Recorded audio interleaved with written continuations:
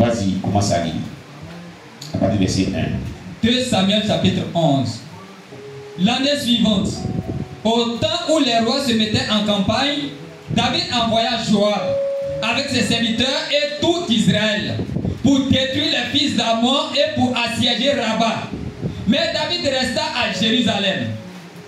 Un soir, David se leva de sa couche et, comme il se promenait sur le toit de la maison royale, il aperçut de là une femme qui se baignait et qui était très belle de figure. Amen. Alors, Azab. Regardez l'oisiveté. L'oisiveté n'est pas une bonne chose. Quand tu es quelqu'un qui a l'habitude de faire quelque chose, Dieu t'a fait grâce, il t'a vraiment donné la grâce de pouvoir réussir dans un domaine, dans son œuvre. Il faut te mettre au travail quand il y a le besoin. Il ne faudrait pas que tu ne fasses rien et que tu sois là sans rien faire. David était un vaillant héros, un grand guerrier, un combattant, conquérant. Le peuple juif était en guerre. Il devait être sur le champ de bataille. David a préféré ne pas faire quelque chose et à rester au palais royal. L'oisiveté. Il y a des chrétiens qui peuvent évangéliser, qui peuvent vraiment évangéliser, implanter l'église, qui peuvent chanter, qui peuvent vraiment opérer dans le domaine de la délivrance, dans le domaine de l'intercession, qui peuvent encadrer les âmes, qui peuvent même ouvrir sur la vocation église, qui peuvent faire l'œuvre de Dieu d'une manière ou d'une autre. Mais ils sont là, ils ne font rien. Ils ne font rien. Ils ne sont pas engagés à faire l'œuvre de Dieu. Ils ont eu des expériences. Par eux, Dieu est passé pour implanter une église qui existe. Voilà un ici. C'est ce qu'il dit, c'est vous. Alléluia. Il y en a qui peuvent vraiment prier pour des malades qui seront guéris. Ils en ont expérimenté plusieurs fois. Il y a des personnes qui Dieu dit, va à l'hôpital, va prier pour les malades qui sont assis. Il y a des personnes que Dieu dit, voici, tu vas aller dans telle région, tu vas aller dans telle ville, va proclamer ma parole. Ils sont assis. Il y a des personnes qui disent, aujourd'hui, lève-toi, va évangéliser. Ils sont assis. Il y a des personnes qui disent, il faut jeûner, prier pour telle personne. Dieu leur donne ce fardeau. Ils sont assis, ils ne le font pas. Dieu avait donné une mission à David sur la terre. Il était quelqu'un qui était un conquérant guerrier. Quand il y avait bataille en Israël, jusqu'à ce que son règne finisse, et qu'il soit même vieux, il devait être toujours sur le champ des batailles. Dieu allait toujours le soutenir. Mais pour cette bataille, David a jugé bon de ne rien faire. Il était là. Et le peuple et les vaillants héros qu'il a formés étaient sur le champ des batailles. David, qui devait être avec eux, est resté là sans rien faire. Quand on décrète un programme à l'église, on dit jamais prière, temps des prières, réunion des femmes, réunion de la jeunesse, réunion de l'intercession, et tu fais partie du département, tu peux intercéder, tu peux prier, tu peux contribuer aussi, et tu es à la maison, tu ne fais rien. C'est de ça qu'on parle. Tu ne t'associes pas pour aller aussi contribuer à l'œuvre de Dieu, c'est de cela qu'on parle. Toi qui ne fais rien dans la maison de Dieu, alors que tu peux servir Dieu d'une manière ou d'une autre, c'est de cela qu'on parle. L'oisiveté. Tu n'es pas engagé dans l'œuvre de Dieu. Tu n'es pas en train de faire ce que Dieu a prévu que tu puisses faire dans ta vie. As-tu demandé un jour à Dieu, à quoi tu m'as appelé sur la terre? Quelle est ma vocation sur la terre? Qu'est-ce que tu voudrais que j'accomplisse sur la terre avant de quitter la terre? As-tu demandé cela un jour à Dieu? Est-ce qu'il t'a répondu? Est-ce qu'il t'a dit ce que tu dois faire? Il t'a donné des dons spirituels. Il a donné les potentiels en toi.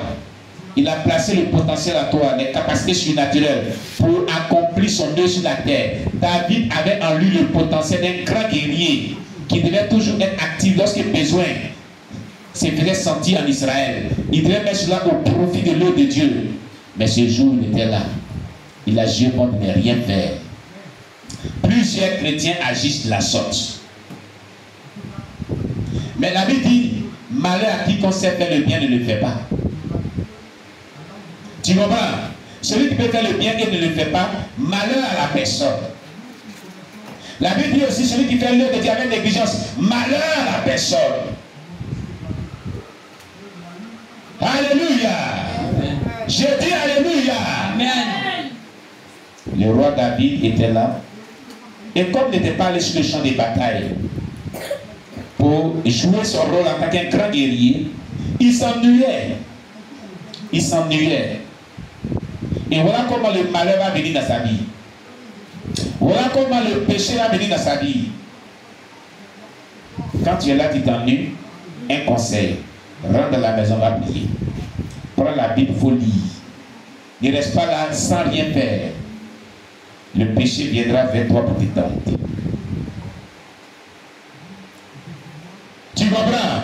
Tu n'as rien à faire. Prends la Bible, étudie-la. Ou prie le Seigneur. Demande au Saint-Esprit, qu'est-ce que je peux faire pour ton œuvre? Je ne fais rien. Dis-moi ce qu'il peut faire. Il te dirigera à faire quelque chose. Mais ne reste pas là sans rien faire. Pendant qu'il y a urgence et que le Seigneur la porte, et que Satan multiplie ses actions, toi, chrétien, ne reste pas là sans rien faire. Tu comprends? Ne reste pas là sans rien faire. Demande au Saint-Esprit de te donner de quoi faire. Demande au Saint-Esprit de te orienter à faire quoi que ce soit pour son œuvre. David était là, il ne faisait rien. La suite, lis-nous. La suite. David fit demander qui était cette femme. Et on lui dit. Non, lis à partir du verset 2. Un soir, David se leva de sa couche. Et comme il se promenait sur le toit de la maison royale, il aperçut de là une femme qui se baignait et qui était très belle de figure. David lui demandait qui était cette femme. Et on lui dit, n'est-ce pas Bathsheba, fille d'Eliam, femme d'Uri, le Héthien? Et David envoya des gens pour la chercher. Elle vint vers lui et il coucha avec elle. Après s'être purifiée de sa souillure, elle retourna dans sa maison. Amen. Voilà le péché qu'il a commis. Voilà ce qui va amener le malheur dans sa vie et dans son allié. Les yeux là où on n'en voit pas, là-bas ils s'en vont. Il se promenait sur l'estrade de son palais royal. Il vit en face de lui, la cour qui était en face de lui, une femme qui se baignait. Il n'est pas bon de voir une femme qui n'est pas ta femme en train de se baigner. Tout son corps est nu. Alors, il était excité à la sexualité. Voilà comment le péché est venu. Écoutez-moi très bien. Tu vas faire la prière qu'avait fait Job. Seigneur Jésus, purifie mes yeux de toute souillure. Envoie ton sang dans mes yeux pour laver mes yeux, purifier mes regards de toute souillure, de convoitise, de pensées impures, de nudisme. Au nom de Jésus, au nom de Jésus, au nom de Jésus, que mes yeux soient lavés, soient lavés, soient lavés par le sang de l'agneau, soient lavés, soient lavés, soient lavés par le sang de l'agneau. Afin que tout ce qui est impureté, les pensées impures, les regards qui sont tombés sur la nudité, la sexualité, soient ôtés par ton sang de ma mémoire et de mes regards. Au nom de Jésus. Chaque jour, priez comme ça pour vos yeux. Quand les yeux regardent beaucoup de choses impures qui excitent à la sexualité démoniaque. Si tu n'as pas commis l'acte physique d'adultère ou d'impudicité, les démons vont te visiter en rêve pour venir coucher avec toi. C'est pourquoi, quand tu es là, dans tes prières matinales, dans la soirée avant de dormir, lave tes yeux par le sang de Jésus. Lave tes pensées par le sang de Jésus. Tout ce que tes yeux ont regardé dans la journée qui sont impurs, qui a emmagasiné ta pensée, demande à Dieu de décharger ta pensée de tout ce qui est impur avant de dormir. Sinon tu auras des rêves à caractère démoniaque. C'est un secret que je te donne. Si pour ceux qui ont des problèmes, des femmes de nuit, maris de nuit qui les visitent, ceux qui ont des problèmes, des femmes de nuit, des maris de nuit qui les visitent, des nourritures en rêve, ça dépend de ce qu'ils ont vu au bout de la journée, qu'ils ont convoité. Ils ont ouvert une porte aux démons. Tu comprends? Amen. Alléluia. Amen. Chaque soir avant de dormir, ou toutefois que tu veux faire mettre l'assiette, tu veux dormir, Seigneur, lave mes yeux par ton sang. Lave ma mémoire par ton sang. Tout ce que mes yeux ont regardé au cours de ce jour, avant qu'ils dorment, que cela soit évacué. Tout ce qui est négatif soit évacué de ma mémoire au nom de Jésus par le sang de l'agneau de Dieu. Au nom de Jésus. Et couvre ma mémoire par ton sang pour qu'il dorme en paix. Au nom de Jésus. Alléluia. Amen. Je dis Alléluia. Amen. C'est ce que tu dois faire. David a vu cette femme nue. C'est l'avant. C'est peignant nu. C'est normal qu'il soit excité à la sexualité. Il n'y a pas de médicament pour ça. Dieu dit fuir les publicités. Il n'a pas pu y résister pour fuir. La Bible ne dit pas qu'il faut résister à l'impudicité ni à l'adultère. La Bible dit fuir les publicités. Il n'a pas pu tenir. Il allait faire appel pour que la femme les rejoigne chez lui. Il a couché avec elle. Voici le point de départ de son malheur. La grande porte ouverte à sa douleur dans son règne de gloire. Dieu peut prévoir un règne de gloire, une grande bénédiction pour toi. Mais attention à ta conduite. Attention à ton comportement. Attention là où tu mets tes pieds. Attention à tes propos. Attention à tes pensées. Attention à ta conduite. De peur que ta conduite détruise cette gloire et que tu la vives dans la douleur. Dans la douleur comme le roi David. Alléluia. Continue la lecture. Cette femme devint enceinte. Et elle fit dire à David, je suis enceinte. Amen. Alors pas à pas. Quand Dieu veut t'exposer dans ce genre de péché, il permet une grossesse. Il permet une grossesse. La femme tomba enceinte. Parce que David n'a pas craint et allait coucher avec une femme qui ne lui appartenait pas. Elle est tombée enceinte.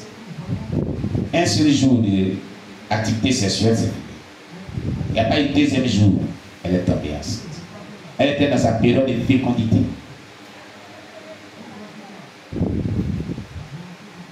Je vais dire à quelqu'un qui m'écoute, ne vivez pas une vie d'impudicité, ni d'adultère, ni de fornication. Si vous le faites, vous allez le regretter amèrement toute votre vie. Les conséquences, vous allez les regretter amèrement. Car tout péché a des conséquences dramatiques. Quoique tu vas demander pardon à Dieu, tu vas comprendre ça dans l'histoire de David. Hein? Il va jamais prier, demander pardon à Dieu, mais les conséquences, il va les payer. Vous comprenez? Amen. Je vais dire à quelqu'un de se détenir de toutes sortes de péchés. Répentons-nous de toute iniquité, de toute transgression. Jésus est à la porte. La trompette peut sonner d'un moment à l'autre. Toi qui vis une vie de péché quelconque. Souvent quand on parle de péché, ici quand on parle de péché sexuel, on croit que c'est le péché sexuel seulement. Hein? La haine, c'est le péché. La rancœur, c'est le péché. L'hypocrisie, c'est le péché. La convoitise, c'est le péché. Il y a plusieurs types de péchés qu'un homme peut commettre sur la terre. Tu comprends? Plusieurs types de péchés qu'un être humain peut commettre sur la terre. Écoute-moi très bien, ami. Écoute-moi très bien. Plusieurs types de péchés. Péchés internes comme externes. Je veux dire